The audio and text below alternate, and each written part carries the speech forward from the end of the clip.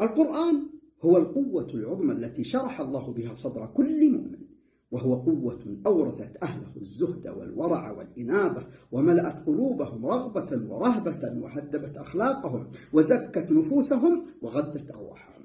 فكان من أعظم ثمارها إيمان عميق وعقيدة صحيحة كسرت كسرى وقصرت قيصر. كم بذل الأعداء من جهد وجد لزحزحة أهل القرآن عن عقيدتهم السليمة فما استطاعوا. فليت شعري متى يعي أبناء الأمة أنه لا عز ولا نصر ولا تمكين في الأرض إلا بالتمسك بالقرآن، الذين آتيناهم الكتاب يتلونه حق تلاوته أولئك يؤمنون به.